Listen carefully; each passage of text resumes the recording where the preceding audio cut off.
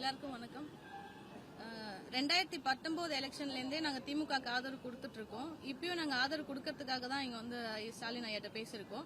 எதனாலன்னா ஐயா ஸ்டாலின் அவர்கள் வந்து நம்மளுக்கு தேர்தல் அறிக்கையில ஜாதிவாரி கணக்கெடுப்பு எடுத்து அனைத்து சமுதாய மக்களுக்கும் கணக்கெடுப்பு எடுத்து உரிய பங்கெடுப்பு கொடுக்கணும் அப்படின்னு சொல்லியிருக்கிறாங்க. அதே மாதிரி 27 எம்எல்ஏ சீட்டு வன்னியர்களுக்கு கொடுத்திருக்காங்க இந்த வருஷம். இதே மாதிரி கலைஞர் அவர்கள் ஆட்சியிலும் கூட அந்த 25 தியாகிகளுக்குமே 3 லட்சம் பணம் கொடுத்திருக்காங்க. அவங்களுக்கு இப்போ வரலையும் ஓய்வூதியம் கொடுத்திருக்காங்க. மாசம் மாசம் பென்ஷன் வாங்கிட்டு இருக்காங்க. இதெல்லாம் வந்து கலைஞர் ஐயா அவர்கள் ஆட்சியிலேயே கொடுத்திருக்காங்க. ஐயா ஸ்டாலின் அவர்களுமே நம்ம 25 தியாகிகளுக்குமே சட்டமன்றத்துல இடஒதுக்கீட்டு போராளி அப்படின்னு சொல்லி எங்களுக்கான ஒரு அங்கீகாரத்தை கொடுத்திருக்காங்க.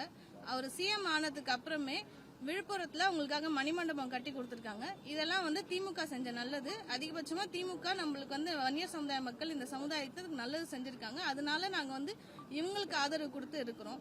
ஏன் சொல்றேன்னா இதை வந்து 25 தியாகிகளுக்கோ இந்த வன்னியர் சமுதாய மக்களுக்கோ அன்புமணி ராமதாஸ் அவர்களோ எடப்பாடி அவர்களோ யாருமே எதுவும் செஞ்சதில்லை. எடப்பாடி அவர்கள் பாத்தீங்கன்னா அவர் என்ன செஞ்சாருன்னா 2019 எலெக்ஷன்ல வந்து 50,000 வாக்குகள் வந்து கம்மியானாங்க. ஏன்னா 60% வந்து வன்னியர்கள் எடப்பாடி தொகுதியில இருக்கிறாங்க. அவர் என்ன நினைச்சிட்டாரு, வன்னியர்கள் வந்து ஓட்டு போடல அப்படின்னு சொல்லிட்டு 2021 எலெக்ஷன்ல தேர்தல் அறிக்கை கொடுக்கறதுக்கு முன்னாடியே 10.5 நான் வந்து கொடுக்க போறோம் அப்படின்னு சொல்றாங்க. நான் என்ன கேக்குறேன், 10.5ன்னு சொல்லி நீங்க எதுக்கு கொடுக்குறீங்க? நாங்க வந்து 20% வன்னியர் இருக்கோம் அப்படின்னு நாங்க சொல்லிட்டு இருக்கோம். நீங்க கணக்கெடுப்பே எடுக்காம நீங்க வந்து சரியான முறையில கொடுக்காம நீங்க சொன்னதுனால அது அமல் ஆகாம போயிடுச்சு. இத வந்து ஆனா திருச்சி கூட்டத்துல பார்த்தா எடப்பாடி அவர்கள் என்ன சொல்றாங்க, அதெல்லாம் முடிஞ்சு போன விஷயம் அப்படின்னு சொல்றாங்க. அப்ப இதுல அப்பட்டமா தெரியுது அந்த 60% வன்னியர்கள் அங்க இருக்காங்க. வன்னியர்கள் அவரும் சேர்ந்து அந்த கட்சியை வளர்த்தாரு எல்லாமே. ஆனா தன்னோட மகன் மேல உள்ள பாசத்தினால அவர் ஏமாந்து இப்ப இருக்காரு. அவரோட நிலைமையே இப்ப ரொம்ப மோசமா இருக்கு. அது பார்க்க எனக்கு ரொம்ப கஷ்டமா இருக்குன்னு தான் எல்லா இடத்துலயுமே நாங்க சொல்லிட்டு இருக்கோம்.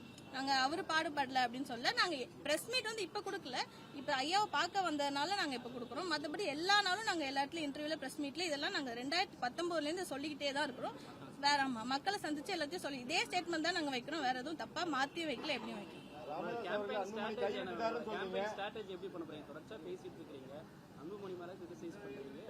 திண்ணை பிரச்சாரம் எப்படி பண்ண போறீங்க? இல்ல இப்ப வந்து சௌமியா அன்புமணி கண்டஸ்ட் பண்ண போறாங்க.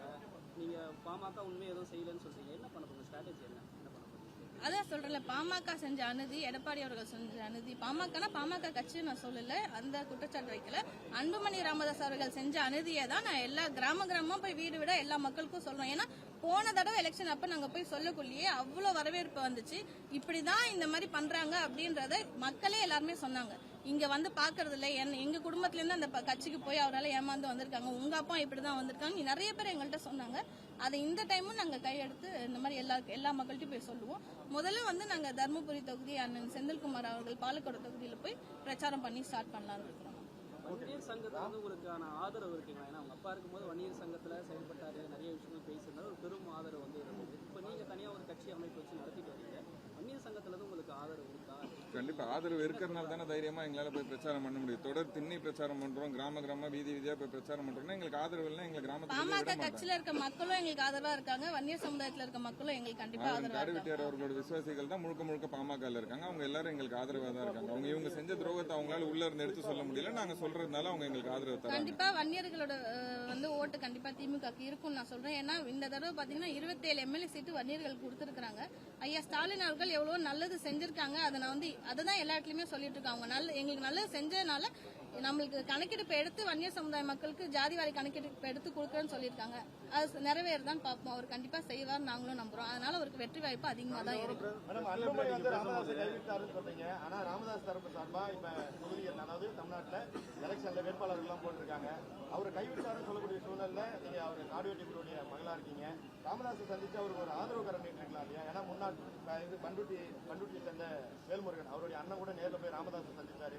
இந்த மாதிரி ஒரு சூழ்நிலை உங்களை பாக்குறேன்னு சொல்லிட்டு நீங்க ராமதாஸை சந்திக்க ஏதாவது திட்டம் இருக்கா? இல்ல அவருடைய வேட்பாளர்களுக்கு ஏதாவது ஆதரவு கொடுக்க திட்டம் இருக்கா? ஐயா ராமதாஸ் அவர்களை பார்ப்போம். இதுக்கப்புறம் நாங்க பாக்குற எண்ணத்துல இருக்கிறோம். அதே மாதிரி ஆதரவுனா மாத்தி மாத்தி ஒரு இதுல நம்ம ஒரு கோரிக்கையை வச்சதுக்கு அப்புறம் மாத்தி மாத்தி நம்ம போக கூடாது. நாங்க ஒரு ஸ்டேட்மெண்ட்ல திமுக நம்மளுக்கு நல்லது செஞ்சிருக்குன்னு நாங்க சொல்லிட்டு இருக்கிறோம்.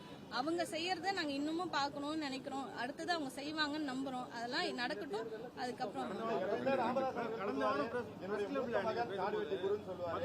அப்படி சொல்லக்கூடிய சூழ்நிலை நீங்க அவருக்கு ஆதரவா இந்த இடத்துல நின்னுக்கலாம் இல்லையா? அவருடைய பெத்த மகன் கைவிட்டாருன்னு சொல்றீங்க, நீங்க அவருக்கு ஆதரவா நின்னுக்கலாம் இல்லையா? உங்க மூத்த பையனுடைய கண்டிப்பா இதுக்கப்புறம் நடக்கும். வருங்காலத்துல அது கண்டிப்பா நடக்கும். ஜாதிவாரி கணக்கெடுப்பு எடுக்கிறேன்னு சொல்லி திமுக அவர்கள் சொல்லியிருக்காங்க. அதுக்கான தேர்தல் அறிக்கையில அவங்க அதை குறிப்பிட்டு சொல்லியிருக்காங்க. அதிமுக அதை செய்யல, அவங்களோட கூட்டணி கட்சிகள்ல எதுலையுமே அதை செய்யல. தேர்தல் அறிக்கையில சொல்லியிருக்காங்க. இதுக்கு முன்னாடியும் எங்களுக்காக சுப்ரீம் கோர்ட் வரைக்கும் போய் கேஸ் நடத்தினது ஐயா ஸ்டாலின் அவர்கள். இதை நான் மட்டுமே சொல்ல, ஐயா ராமதாஸ் ஐயாவும் சொல்லியிருக்காரு. ஏன் அன்புமணி அவர்களே சரியான முறையில் நீதிமன்றத்தில் வாதாடுறாங்க. எடப்பாடி அவர்கள் ஒரு மாசத்துக்கு முன்னாடி பாத்தீங்கன்னா ராமதாஸ் அவர்கள் சொல்லியிருக்காரு, அவர் எங்களுக்காக வாதாடாம இல்ல, தப்பான முறையில் எங்களுக்கு 10.5 கொடுத்தாரு, மண்ணீர் இடஒதுக்கீடுக்கே சூழ்ச்சி செஞ்சது எடப்பாடி அவர்கள் தான் சொல்லி ராமதாஸ் அவர்கள் அன்புமணி அவர்கள் சொல்லியிருந்தார்.